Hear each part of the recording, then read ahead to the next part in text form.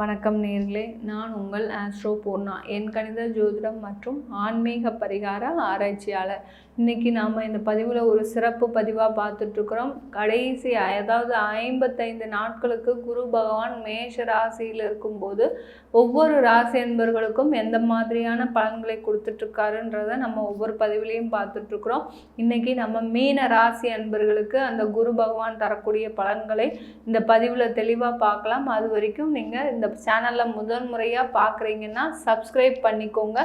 Bell பட்டனில் all option choose பண்ணிக்கோங்க. அப்படின்னா தான் என்னுடைய அடுத்தடுத்த பதிவுகள் உங்களுக்கு வந்துக்கிட்டே இருக்கும். ஒவ்வொரு பதிவுலையும் ஒவ்வொரு ராசி அன்பர்களுக்கு கிரகங்களுடைய பெயர்ச்சிகள், அதன் மூலமாக வருகின்ற பலன்கள், அது எத்தனை நாட்களுக்கு இருக்கும், நீங்கள் எந்தெந்த ராசி அன்பர்கள் எந்தெந்த தெய்வத்தை வழிபட்டால் உங்களுக்கு இந்த காலகட்டத்திலேருந்து இக்கட்டான காலகட்டத்திலேருந்து நீங்கள் எளிதாக வெளியில் வர முடியும் அப்படின்றத நம்ம ஒவ்வொரு பதிவுலையும் சொல்லியிருப்போம். அதனால் நீங்கள் ஸ்கிப் பண்ணாமல் பாருங்கள். இன்றைக்கி நம்ம மீன ராசி அன்பர்களுக்கு இந்த குரு பகவான் மேஷ ராசியில் தனித்த குருவாக செயல்பட்டுருக்கிறார். குரு பகவான் மீன ராசி அன்பர்களுக்கு ராசி அதிபதியும் 10ஆம் இடத்திற்குரியவரும் கூட, அதாவது ஜீவனஸ்தானத்திற்குரியவர் குரு பகவான். அப்படிப்பட்ட அந்த குரு பகவான் ஆகப்பட்டவர் ஒரு முக்கியமான ஸ்தானமான தனஸ்தானத்தில் இருக்கிறார், 2ஆம் இடத்துல இருக்கிறார். 2ஆம் இடத்துல கடந்த வருடம் பயிற்சி ஆனாலும் கூட குரு பகவான் ராகுவோட முதல்ல ஒரு 6 மாதம் இருந்தார். அதுக்கப்புறம் ஒரு 3 மாத கால அளவிற்கு உங்களுக்கு வக்ர நிலையை, தன்னுடைய நிலையை வக்ர நிலையாக மாற்றிக்கொண்டார். இந்த ஜோதிட ரீதியாக குரு பகவான் பார்த்தீங்கன்னா ஒரு மிகுந்த சுபகிரகம். அந்த சுபகிரகம்ன்றது சொன்னோன்னாலே அந்த குரு பகவான் தான். அப்படிப்பட்ட அந்த சுபகிரகமே உங்களுக்கு ஒரு வக்ர கிரகத்தோடையோ இல்லை வக்ர நிலைமையில் இருக்கும்போது இந்த மீன ராசி அன்பர்கள் தான் அதிகமாக பாதிக்கப்பட்டீங்க. ஏன்னா உங்களுடைய ராசி அதிபதி குரு பகவான். அவர் இந்த பக்கம் மேஷ ராசிக்கு பெயர்ச்சி ஆனதுமே இந்த மீன ராசி அன்பர்கள் தன்னுடைய வாழ்க்கையில நடந்துராத விஷயத்தெல்லாம் நீங்க பார்த்தாச்சு. இது வரைக்கும் நம்ம இந்த மாதிரி இருந்திருப்போமா அப்படின்னு நீங்க ஒரு துளி அளவும் கூட எதிர்பார்த்திருக்க மாட்டீங்க.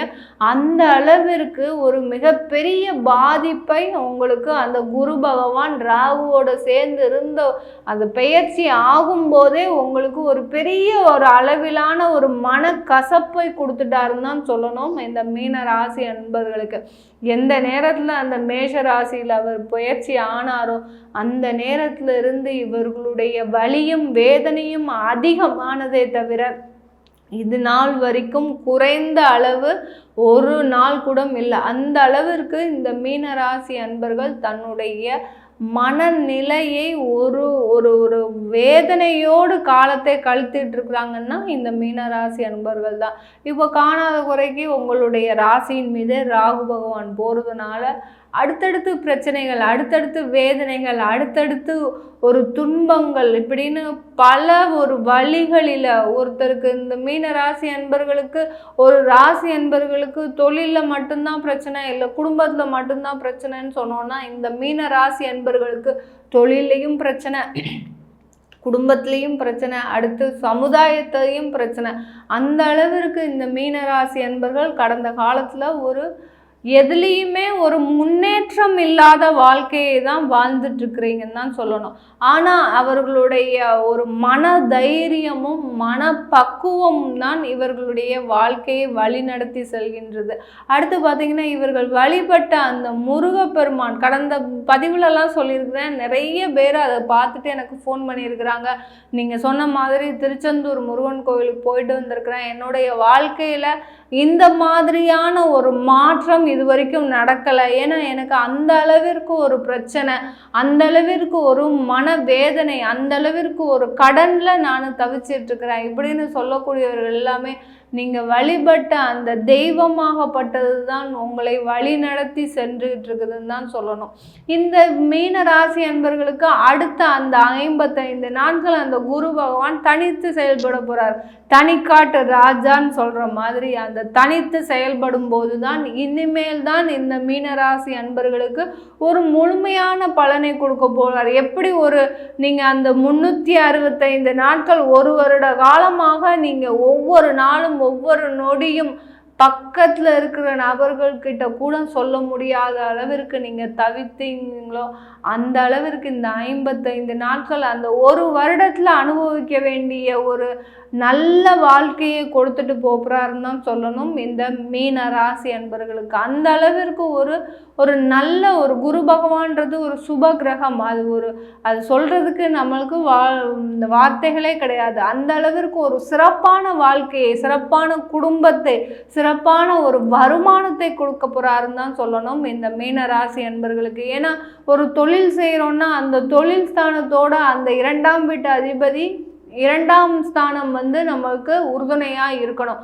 ஏன்னா வருமானம் இருக்கணும், வருமானம் இருந்தாலும் அது சேமிக்கணும். சேமித்தாதான் அடுத்து நம்மளால் தொழில் பண்ண முடியும். அந்த சேமிப்பே இல்லாத போது சும்மா தொழிலையும் செஞ்சுட்டு கடன்காரங்களுக்கும் கொடுத்துட்டு அதுக்கப்புறம் அந்த தொழிலை செய்கிறத எந்த விதமான ஒரு பயன்பாடும் இல்லை. அந்த அளவிற்கு இந்த மீனராசி அன்பர்கள் கடந்த காலத்தில் வருமானம் வரும், வருமானத்தை கடன்காரங்களுக்கு கொடுக்கறது அல்லது ஏதாவது ஒரு இஎம்ஐ கட்டுறது இல்லை லோன் கட்டுறது, இப்படியே இவர்களுடைய வாழ்க்கை தன்னுடைய வாழ்க்கையாகப்பட்டது கடனுக்கு தான் 75% செலவழிக்கிறார்களே தவிர மீதியுள்ள வாழ்க்கையை எந்த விதமான ஒரு முன்னேற்பாடும் இல்லாமல் செலவழிக்கக்கூடியவர்கள் இந்த மீனராசி அன்பர்கள். இனிமேல் தான் இந்த 55 நாட்கள் தான் இந்த மீனராசி அன்பர்களுக்கு தன்னுடைய வாழ்க்கையை இப்படி தான் நம்ம தீர்மானிச்சுக்கணும். ஏன்னா குரு இவர்களுடைய ராசி அதிபதி குரு. அந்த குருன்ற ஒரு நேர்மைக்கு தகுந்தாற் போல இனிமேல் தான் இந்த மீனராசி அன்பர்கள் தன்னுடைய வாழ்க்கையை ஒரு நிர்ணயித்து இப்படி தான் நம்ம வாழணும், இனிமேல் இப்படி தான் இருக்கணும் அப்படின்னு சொல்லக்கூடிய அளவிற்கு தன்னுடைய வாழ்க்கையை ஒரு நிர்ணயித்து வாழக்கூடியவர்களாக இருக்க போறாங்க. அந்த குரு பகவானாகப்பட்டவர் இந்த காலகட்டத்தில் ஒரு நிறைந்த ஒரு வேலை வாய்ப்பை தந்து அடுத்து ஒரு நிறைந்த வருமானத்தை கொடுக்கக்கூடிய ஒரு நேரமாக தான் இருக்க போது அடுத்த 55 நாட்கள். இந்த காலகட்டத்தில் ஏற்கனவே இந்த மீனராசி அன்பர்கள் கடந்த காலத்தில் திருமண வாழ்க்கையில் கசப்பு ஏற்பட்டு திருமண வாழ்க்கை ஒரு விவாகரத்துக்கு அளவிற்கு செல்லக்கூடிய அளவிற்கு விவாகரத்தே சில பேருக்கு எல்லாருக்குமே ஆயிருக்குது. அந்த அளவிற்கு குடும்ப வாழ்க்கையில் ஒரு கசப்பான நேரத்தை சந்தித்தவர்கள்னு சொன்னால் அது இந்த மீனராசி அன்பர்கள் தான். இந்த மாதிரியாக இருக்கக்கூடிய மீனராசி அன்பர்களுக்கு இந்த அடுத்து வரக்கூடிய 55 நாட்கள் பார்த்திங்கன்னா உங்களுக்கு ஒரு நல்ல வாழ்க்கை அமைவதற்கு, ஒரு மறுமணம் நடைபெறுவதற்கு. ஏன்னா 2ஆம் இடத்துல இருக்கக்கூடிய குரு பார்த்திங்கன்னா திருமண வாழ்க்கையில் ஒரு மறுமணம் நடைபெறுவதற்கு ஒரு சிறந்த காலகட்டமாக இருக்கும். இது வரைக்கும் எனக்கு ஒரு வாழ்க்கையே இல்லை, எனக்கு ஒரு திருமணமே ஆகலை அப்படின்னு நினைக்கக்கூடியவர்களுக்கு ஒரு சிறந்த ஒரு திருமணம் ஆகுவதற்கு, ஒரு குடும்ப வாழ்க்கை, ஒரு இல்லற வாழ்க்கை நல்லபடியாக நடப்பதற்கு ஒரு இந்த 55 நாட்கள் ஒரு சிறந்த காலகட்டமாக இருக்க போகுது.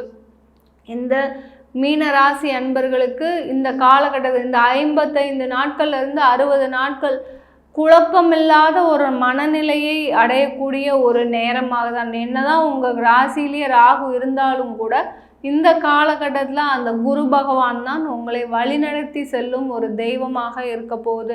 இந்த காலகட்டத்தில் நீங்கள் திருச்செந்தூர் முருகனை நீங்கள் விடைவிடாமல் வழிபாடு செய்துட்டு வந்தீங்கன்னாலும் அடுத்து பார்த்திங்கன்னா நீங்கள் காஞ்சி பெரியவரையும் வழிபாடு செய்துட்டு வந்தீங்கன்னாலும் கண்டிப்பாக உங்கள் வாழ்க்கையில் இருக்கக்கூடிய பிரச்சனைகள் எல்லாமே பிரச்சனைகள்லேருந்து வெளியில் வரக்கூடிய ஒரு நேரமாக தான் இருக்க போகுது இந்த மீன ராசி அன்பர்களுக்கு. இது வரைக்கும் நம்ம சொன்ன பலன்கள் எல்லாமே கோச்சார நிலவரப்படி இந்த ராசிக்கு உண்டான பொதுவான பலன்கள். இது அவங்கவுங்க ஜாதகப்படியும் தசாபுத்திப்படியும் பலன்கள் மாறுபடும்.